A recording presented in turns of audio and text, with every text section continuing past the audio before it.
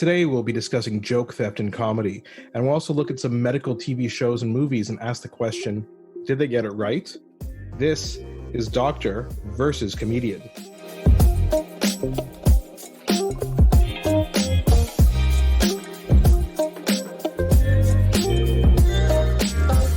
I'm Dr. Asif Doja, and this is the Doctor of Laughs. Not a real doctor. Ali Hassan. In every episode, I pick a topic for Ali from comedy and entertainment and question him about it. Then, Ali picks a topic from medicine and health and questions me on that topic.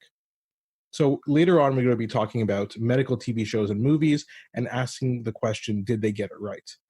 But first, we're going to be talking about joke theft.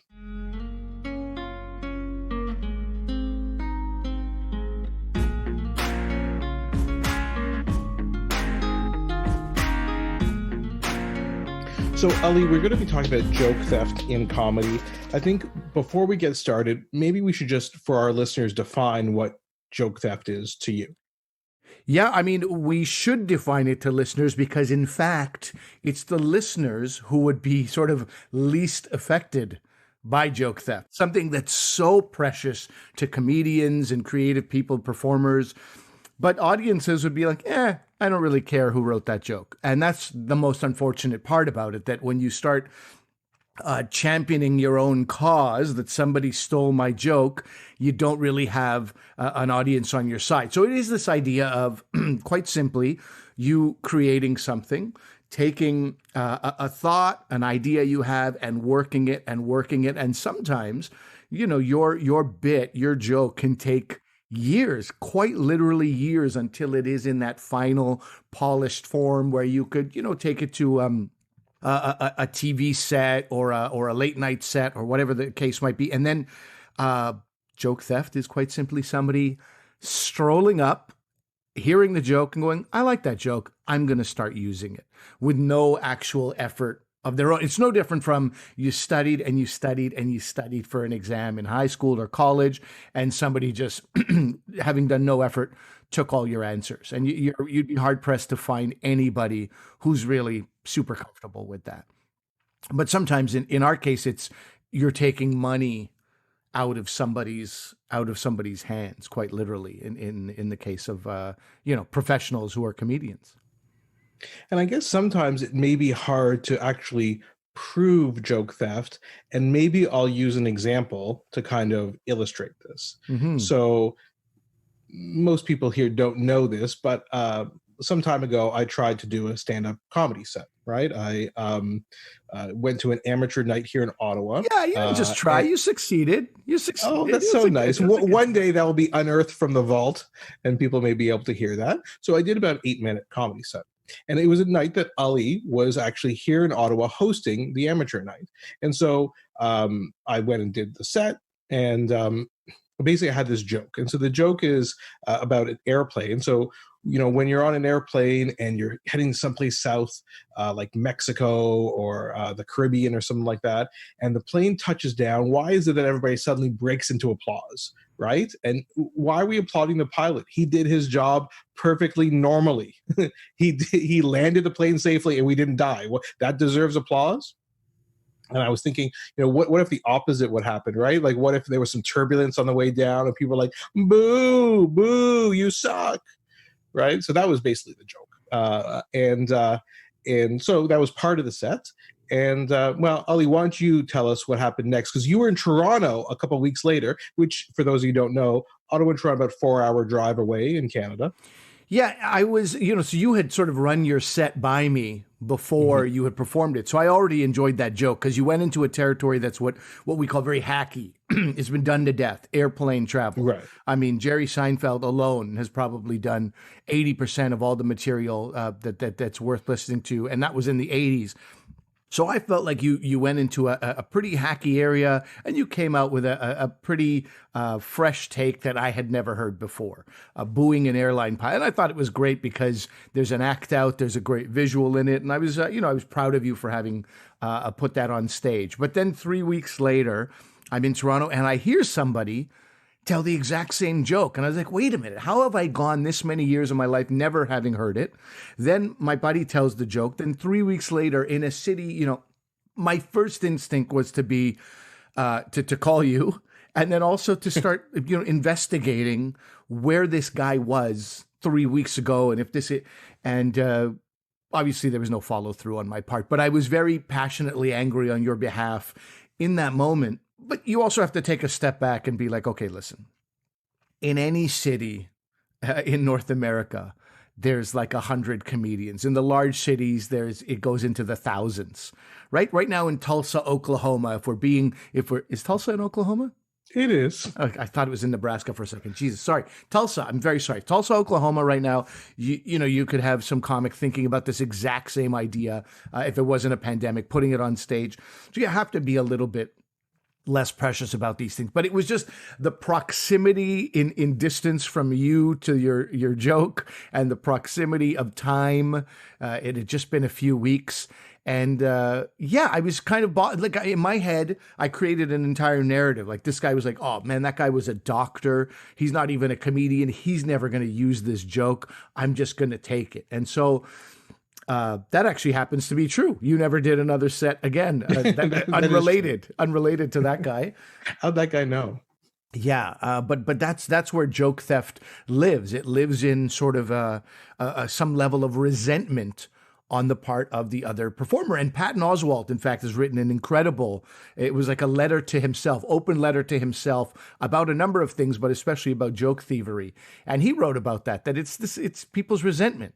Oh, you're not even a headliner. I'm a headliner. Right. Why are you doing that joke? It's such a good joke. I should have that joke. Like, dude, I'm sorry you feel that way, but you didn't write it. You're just not smart enough to have come up with that joke. And your resentment really plays no role here, but it often does, and it's often the reason why joke theft exists.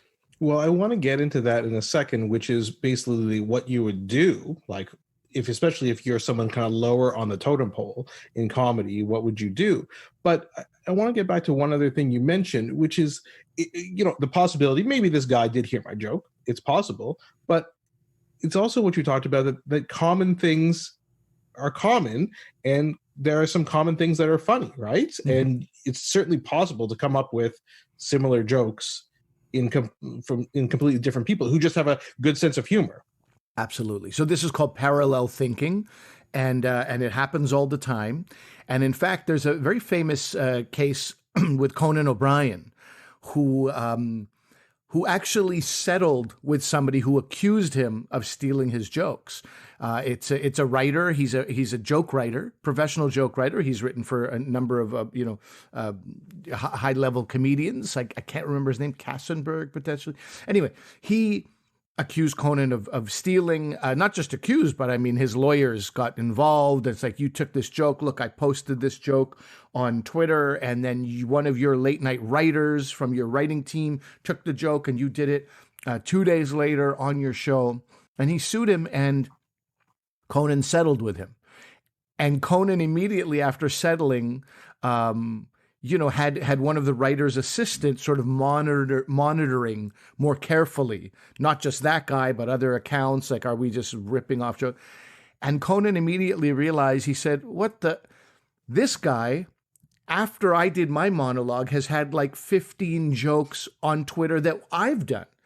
And he's the guy suing us. And so he felt immediately, I'm sure Conan was just like, man, I have too much money, and I'm too malleable here. Why did I just lay back? And so, but I think, I understand Conan saying, as soon as lawyers involved, if you're not that type of, what's that called? A person who's always involved in legal battles. I don't know what the word is. Clearly you don't either, Asif. Thank you for your help there. But anyway, if you're not one of those people who's constantly involved in battling, you're like, oh my God, a lawsuit. I don't want this. I don't want this on my head. I'll just settle. And he said he settled amicably. But he was like, man, after that, you realize, in his letter in Variety, I encourage people to look at it. He said, look, if you look at Twitter, it at any given day, it looks like 60% of Twitter is trying to be a stand-up comedian. And so if something happens, there's a race of hundreds of thousands of people trying to get to the first joke about that thing. And in that process, there simply will be parallel thinking. So much so that there's a There's a phenomenon. It's been named by a couple of women, one from the Huffington Post, one from, I think, MSNBC, and both of them called it tweet saming. It is a known Tweet saming. Tweet saming, not yeah, shaming, not shaming, and it's a very well known phenomenon. So I don't think you'd have much of a recourse to sue a late night host anymore, but yeah, no, it's still very much a thing, and Twitter has complicated matters. I'll tell you that for sure. Twitter has definitely complicated matters because people are like, "That's my joke," and it's like, well, you're a plumber who said something on, this is not your job. Like, I don't know what to tell you. 100 other people had this tweet also. So should all 100 sue us? And some people might say, yeah, maybe all 100 people should have maybe it should be a class action lawsuit. But it's very, very difficult to prove, as you yourself said. And I get that about the parallel thinking, like that, totally makes sense to me. But as we talked about before, and like I said, I thought we'd get back to this, there is like more obvious joke stealing. And I think there's lots of examples in comedy. Mm-hmm. So, there's Carlos Mencia, even Robin Williams, who we're going to actually, I think, talk about a bit later in the second part of our episode. We will. Who has been accused as well. So I don't know. And those are, again, these famous people often taking jokes from comics who are lower down on the totem pole, as we said, and then what's their recourse? How do they deal with it?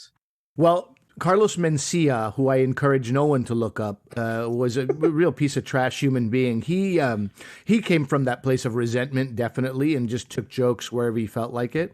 And he was rewarded. I think he had a show on Comedy Central for more than one season. Wherever he is, he's definitely he's been sort of put in the Hall of Shame of comedians, but he's enjoying a lot of money. So at least we don't have to see his face and see anything he puts out anymore. But he made a lot of money in his time taking a lot of jokes from people. But it's interesting because my understanding, it was Joe Rogan, who now is, has the most popular podcast basically on planet Earth, doing extremely well for himself, who called out Carlos Mencia initially, but then when he did that, and he actually accused him at a comedy club, and I think you can find that on YouTube, the actual confrontation of when he did this. But then, if you hear Joe Rogan talk about it afterwards, he was kind of blacklisted and wasn't invited back to comedy clubs and kind of had to work his way back up, even though other comics agreed with him and thought he was right. It is, I think Carlos had surrounded himself with so many yes men, and not just yes men, but people who he had supported and given a leg up to. So you see, like in that one video, people were like, Ari Shaffir, who Joe liked, had a joke stolen from him by Carlos. So Ari was obviously trying to be, on Joe's side, whereas Bobby Lee was like, hey, don't put me in that position. Carlos has been very good to me. And I understand Bobby's thing too. Sometimes somebody has supported you and you just like, hey, can you leave me out of this, please? I don't mind if this guy goes down, but don't put my voice on record for him. In time, this story ends well, right? Joe Rogan, as you said, a top podcaster, has carved out quite a niche for himself. Bobby Lee, headlines the Yuck Yucks and Ajax. I'm nothing bad against Yuck Yucks and Ajax, but I could headline the Yuck Yucks and Ajax, right? Like if I work with the Yuck Yucks chain here in Montreal, in Canada, I could be a headliner there. So his career has, I don't know, I don't think it's related to all that, but it's just nice to see the guy who stood up for something actually had some good happen for it. And of course, Joe Rogan himself has become a much controversial figure, but you can't deny that he, on behalf of other comedians, he had never had anything stolen from Carlos Mencia, but he used to call him Menstelia. Right. And he was like, we should say something. What is this?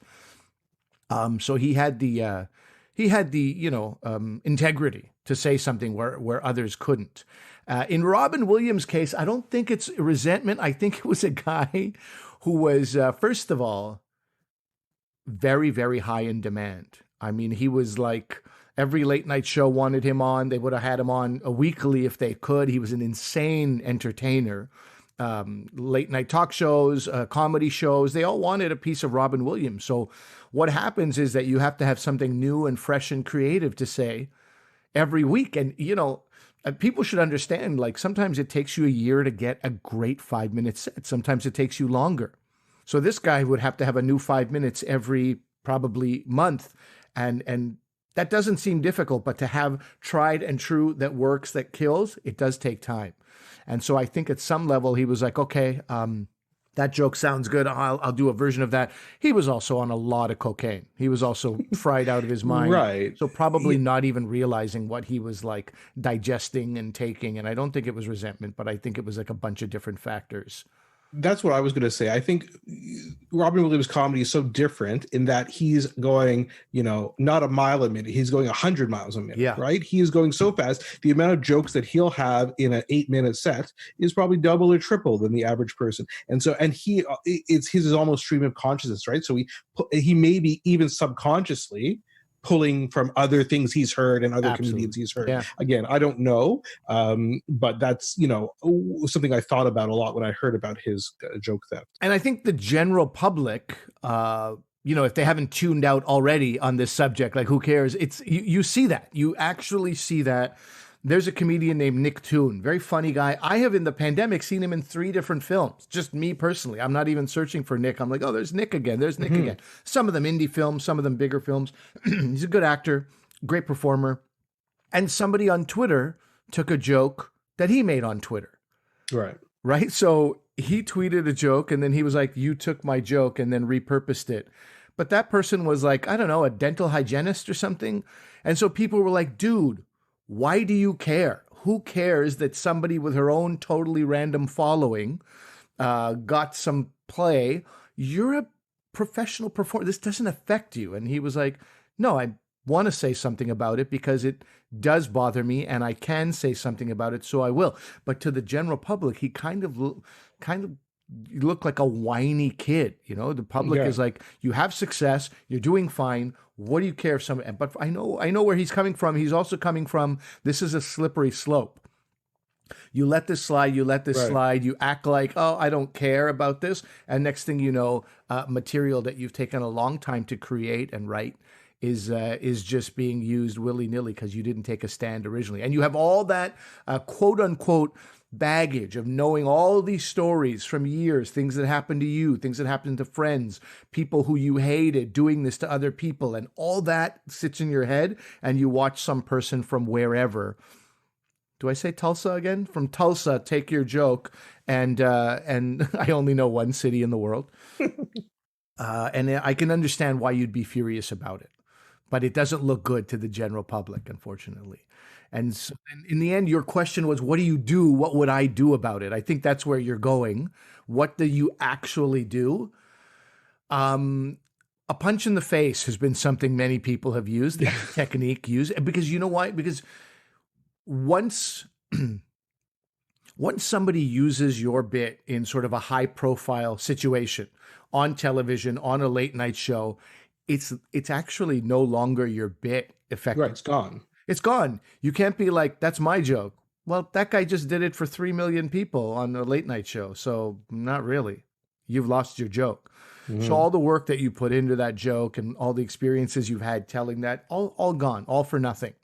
And so your frustration as a normal person would be very, very high. And there's nothing you can do about it. So many people there's well-documented cases of somebody just stepping up to somebody as they step off stage or as they leave a club and punching them in the face. And it's like, that's all you can do. You know why you got punched. You know why I punched you. I feel a tiny bit better for having done it. And there's nothing you can really do about that punch either, because you know why it happened. And if you say, like, I didn't even do it, you can, you know what you did wrong.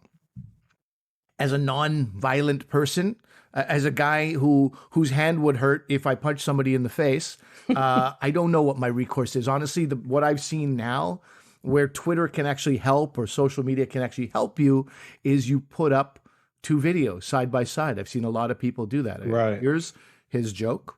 Here's my joke. I started telling this joke and so one person, and I don't remember who this was, took a variety of posts. Not posts, but video screen grabs of like, here's me telling it in July 2006. Then it's them again in sort of in motion of the joke, but now their clothes are changed and it's a different club background. Oh, right. And then again, they changed. So it was like 3 different backgrounds and 3 different, different attire. And so you see that, look, I've been telling this over years in many different clubs, many different places. And then you see somebody else to sort of tell the joke and they go, okay, you decide. So you put it to the court of public opinion. That works. Your peers definitely will be like, wow, that comedian definitely stole your joke. But again, the general public, many people, not just the public, but even comedy bookers, with rare exception, even comedy bookers are like, oh, he stole a joke. Oh, that sucks. Anyway, he brings people to my club and he makes me money, or she makes me money. So that's I have to add in also because, Amy Schumer was one of the most high profile cases, having taken jokes from other very high profile comedians, Carol Leifer, gosh, I can't remember her name right now, but there's a number of different female comedians who accused her of joke theft as well. Oh, Tammy Pescatelli, veteran comedian, fantastic comedian, done a lot of great work, and they were watching Amy Schumer again, young, ambitious, needed material, was in demand, and that's often where this happens. Somebody who's in demand and has to churn out stuff every day, week after week. These things take time. And if somebody is like, with the exception of, at one point, Louis C.K., Jim Gaffigan, there's a couple of like real prodigies, but often if you're churning out an album every year, you're probably taking a lot of, either you're doing subpar work or you're taking material from people, AKA stealing. Well, it's a pretty sad state, and you're right. It seems like if the general public isn't interested, it's up to the comedians to police themselves. Mm-hmm. So I guess I'm thinking, should I do like a sternly worded YouTube video to get back at that guy from 10 years ago who stole my joke? Is that what you think? That's your suggestion, right? I don't remember his name. He is nowhere. Whoever that person was, he also went nowhere. So maybe that joke wasn't that great. I think maybe we'll have to recognize that joke maybe ended his career as well.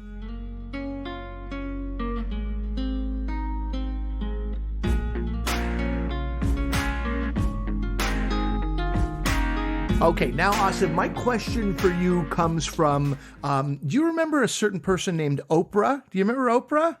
Sounds familiar. Well, Oprah is a legend. And on Oprah's show many years ago, there were some firefighters talking about the movie Backdraft. Do you remember Backdraft? Oh, I love Backdraft. Less likely that you'd remember Backdraft than Oprah. But Backdraft was a great movie, and it was like super exciting. And all of a sudden, everybody's like, man, firefighters are the best. These guys risk their lives every single day.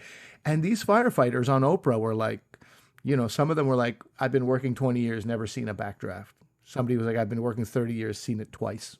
And it's very rare. And so I remember feeling cheated as a viewer. I thought every fire was a backdraft. So first of all, I felt lied to by Hollywood. But number 2, I felt like, oh, wait a minute. How often does this happen? How often does the layperson get fed some information that's just complete nonsense? And so now, in this format, in this podcast, I finally have the opportunity to ask you, and you can tell all of us, are various movies getting it right? And we had talked about Robin Williams, and we can't have this, we can't have a medical, TV shows or medical movie conversation without talking about Robin Williams. So the first movie I wanted to talk to you about, which I've spoken to you about before in the past, is the movie Awakenings.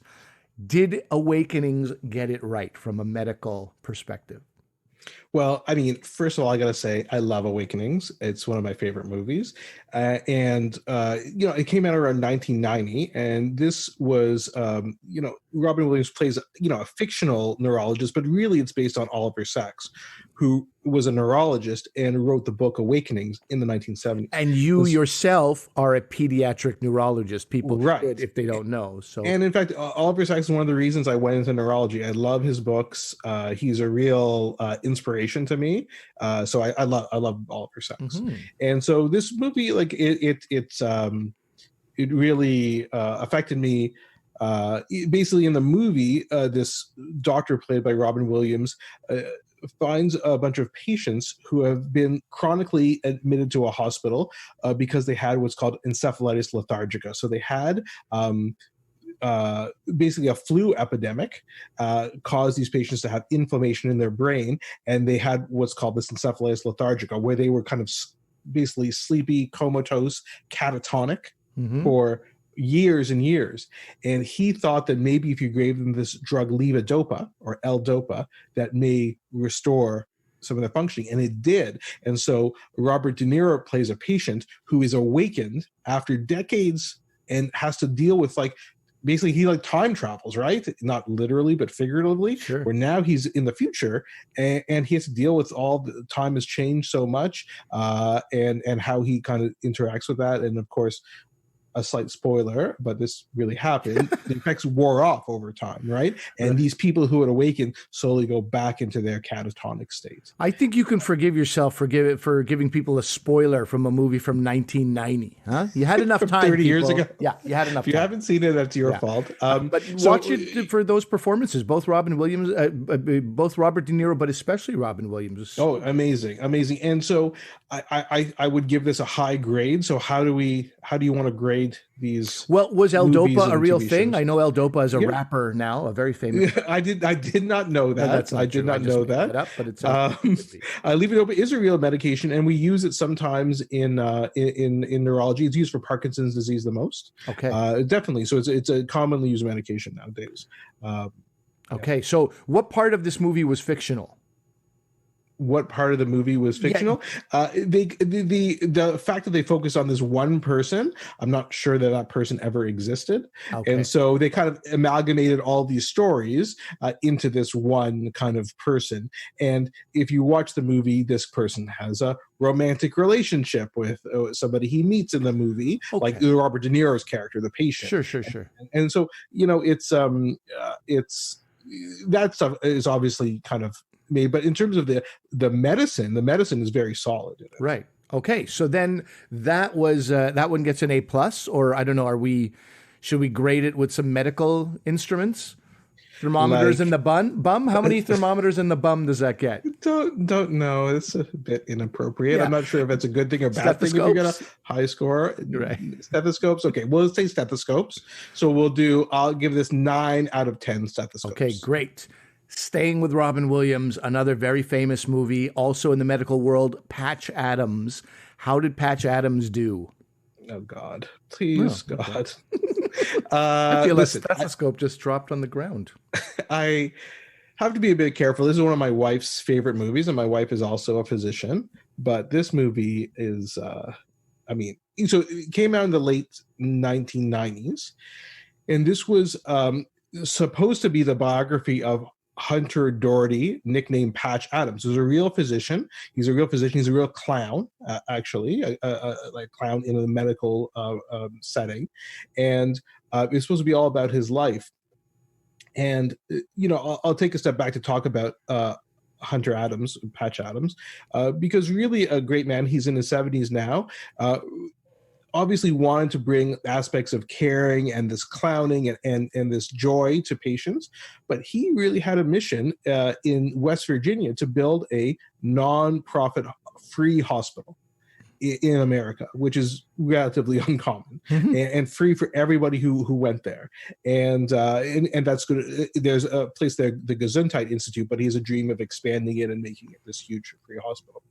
And so he's done a lot of good work. And so, but the movie really just focuses on, I'm a crazy, funny clown, and you serious administrative doctors don't get it. And I'm the person who connects with the patients, and you guys are just out to lunch. And it's so simplistic, so sanctimonious.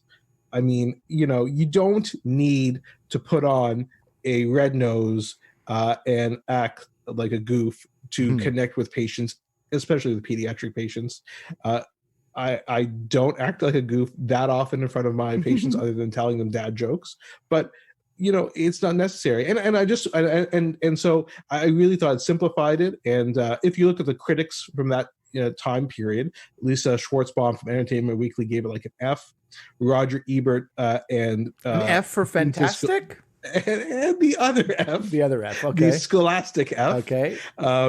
And Roger Ebert and Gene Siskel gave it 2 thumbs down. And sadly, Gene Siskel, Siskel and Ebert, my favorite film critics, Siskel said it was one of the worst movies of 1998 when it came out. And it was the last movie he was able to give worst of before his death in 1999. There was no relation between his death and the movie Patch Adams. I just want to be clear about that. But and the sad thing is, Patch Adams has said that he was really disappointed with it because it didn't focus on his philanthropic endeavors. It just focused on his kind of clownish demeanor, and no money went towards. From all the millions of dollars that movie made and was a hit, no money went towards him and to build the free hospital. So because of that, I agree with Ebert and Siskel. 2 of my thumbs way down. Yeah. But I guess on our thing, it is a big 0 out of 10 stethoscopes. Gene Siskel famously said, "I would rather turn my head and cough than see another moment of Patch Adams again." They really had a good time there. You go through the comments on that movie, and it's quite a field day of ripping into a film. All right, well, Robin Williams, 1 out of 2 ain't bad, huh?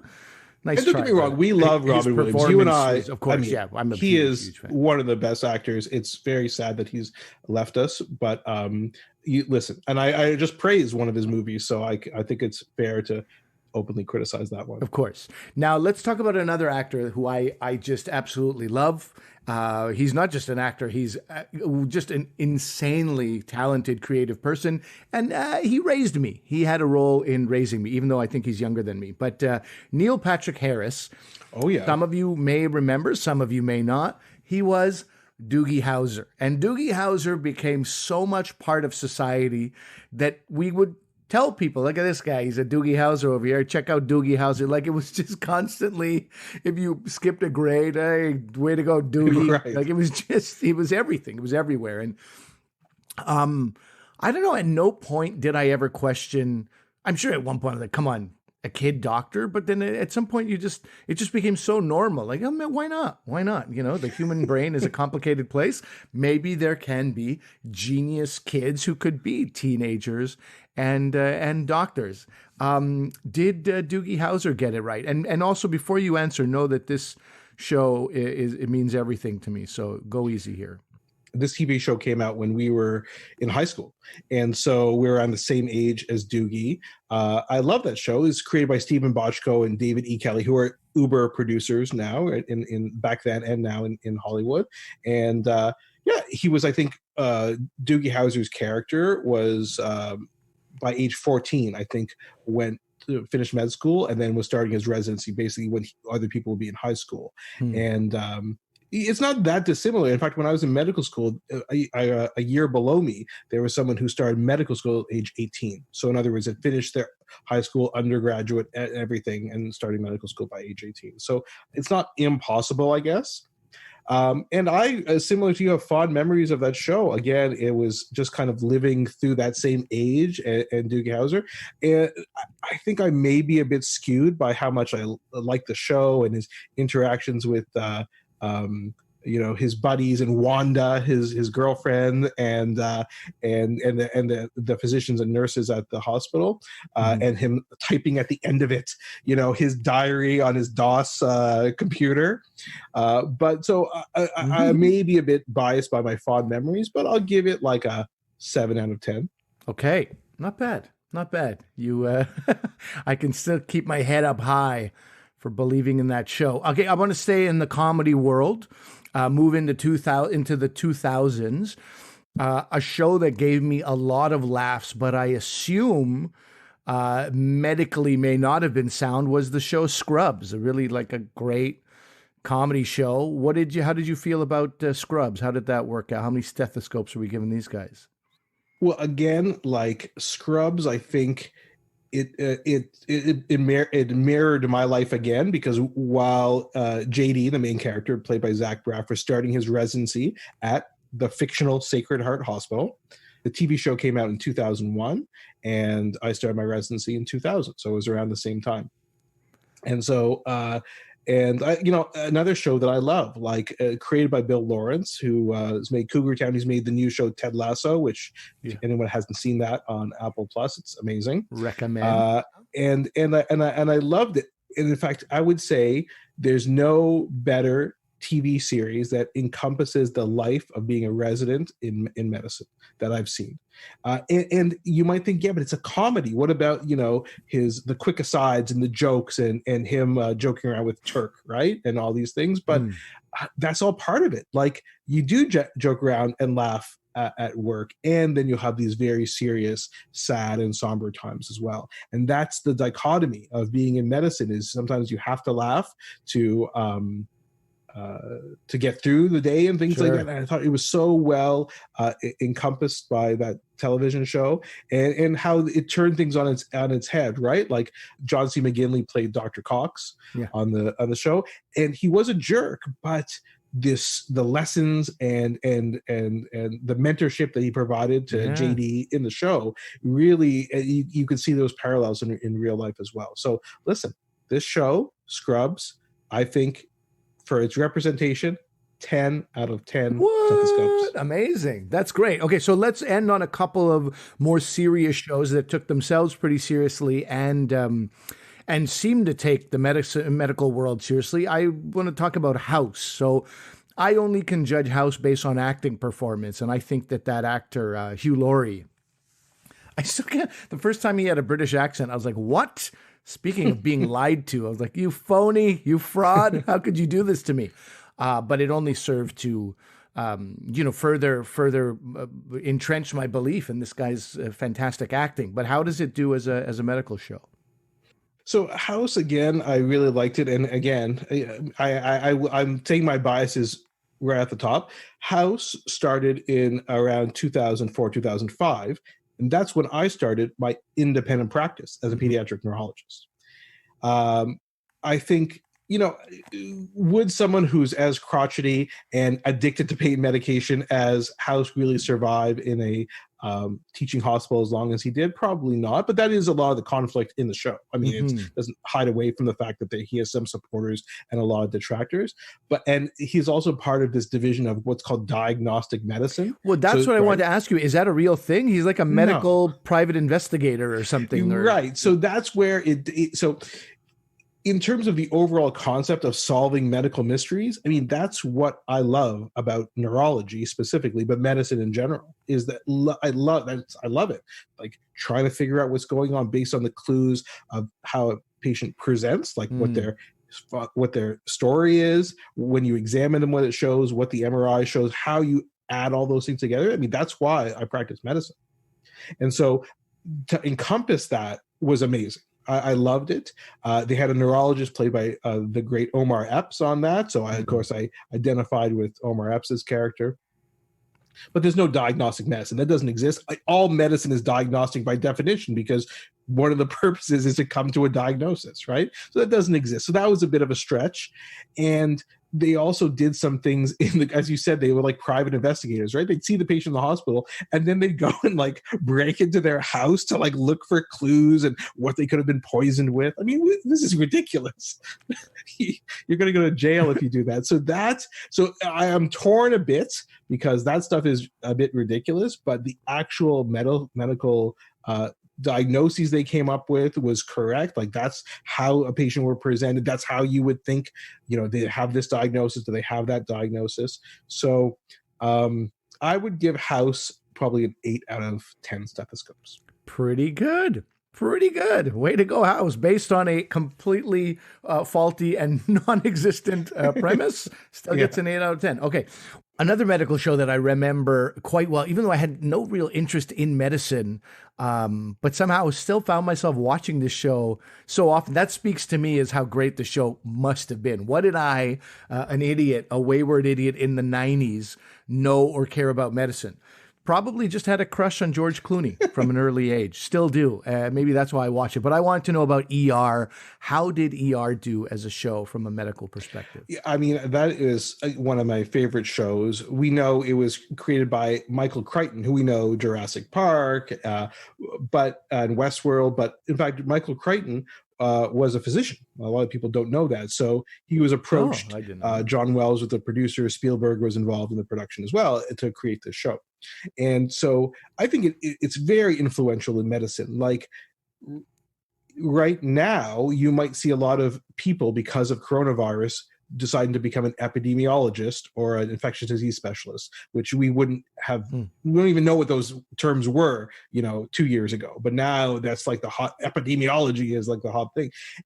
But if you go back to the mid 90s when ER was on, this made people and my colleagues want to go into emergency medicine, not just to go into medicine itself. It influenced a lot of people, but a lot of people want to become emergency room doctors because of this, because it was essentially those scenes in the ER it was an action movie, right? It was an action movie mentality.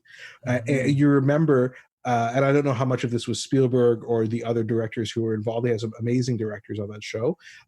Well, they'll do a 360 pan around the patient in the emergency room and yelling out this. And what they did was they didn't dumb it down.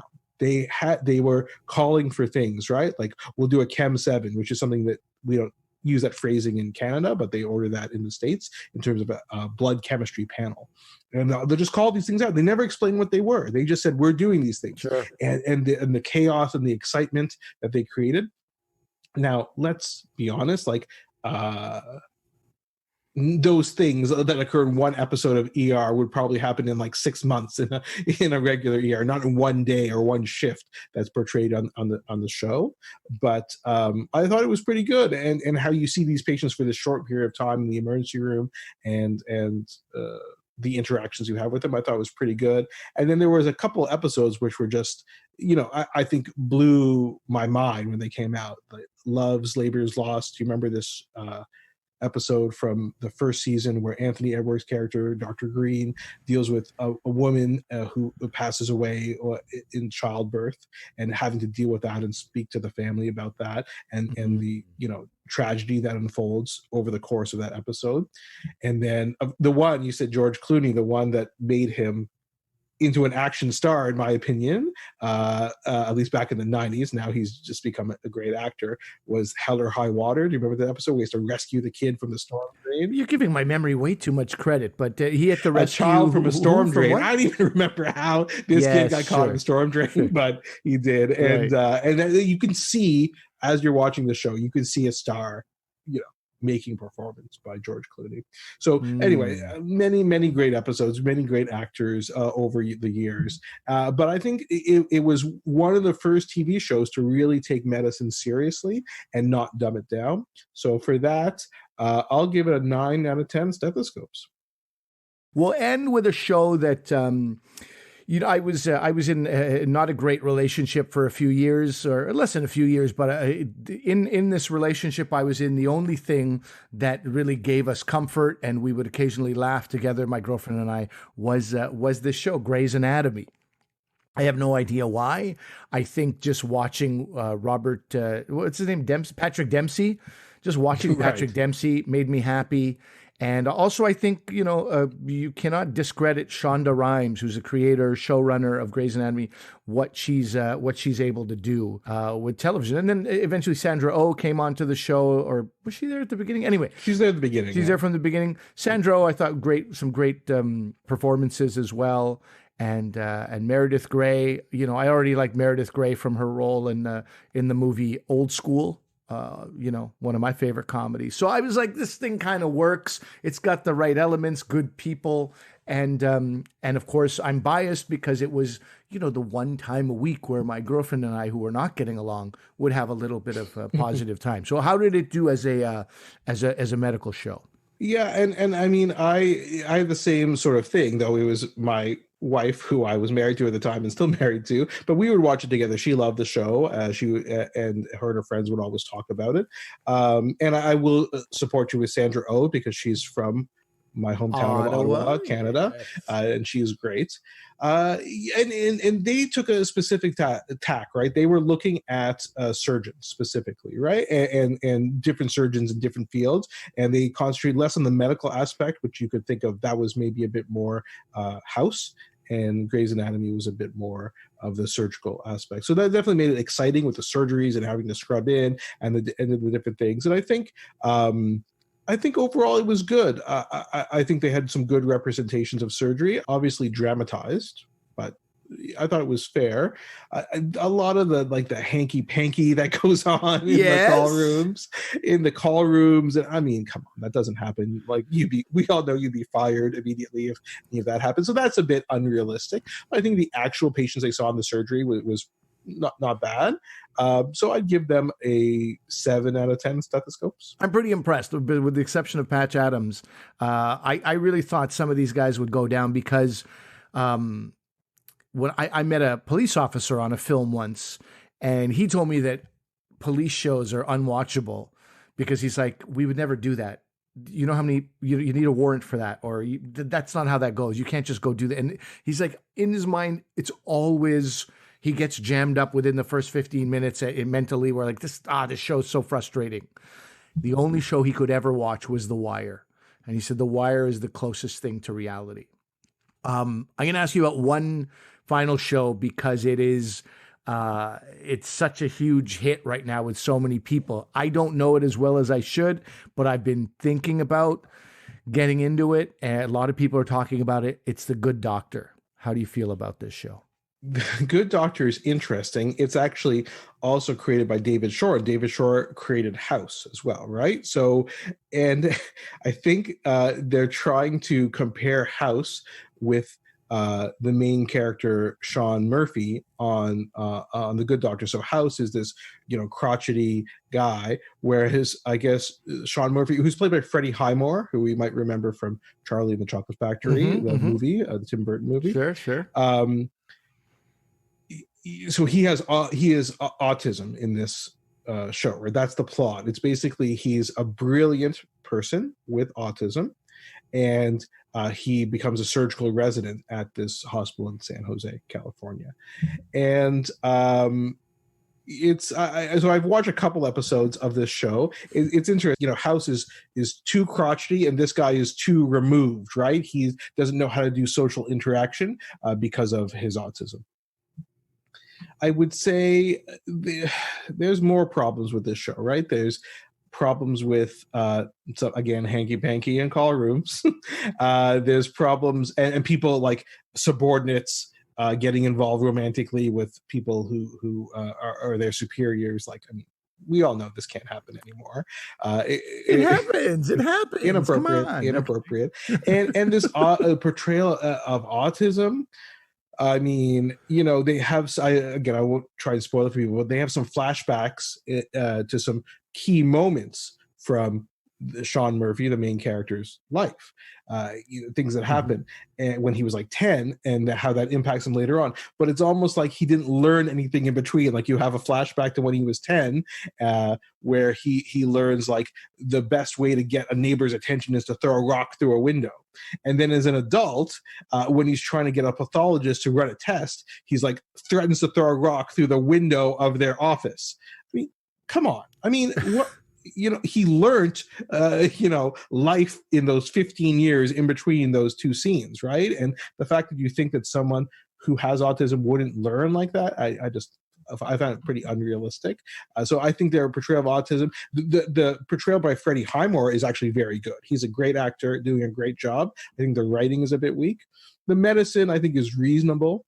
But again, if we're talking about the portrayal of autism as a medical condition, I got to bring this one down to a 5 out of 10 stethoscopes. Good Doctor doesn't get a good grade. Mediocre Doctor. The mediocre Doctor. Now you're nailing it, huh? Manage our expectations, people. Well, that's great. That gives people some as we continue to spiral through this pandemic. If there's things you haven't watched, some people are like, I finished the internet. Well, I bet you didn't go back and watch a whole bunch of Doogie Howser You can revisit Scrubs, Grey's Anatomy, if you like. House, all recommended by our good doctor, Asif Doja. Pain me to say it.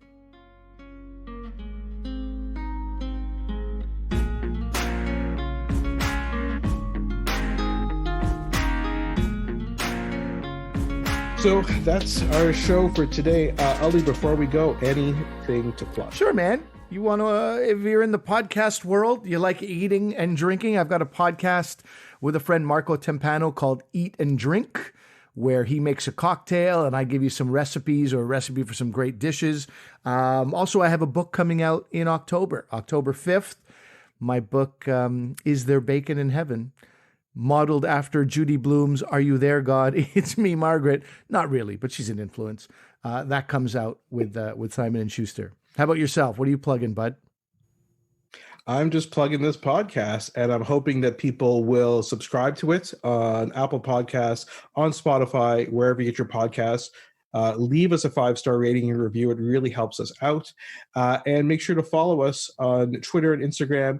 We're at Dr. V Comedian. Don't put the S in there. Dr. V Comedian. Yes. Do what he said. Good ideas. We'll see you next time. See you again.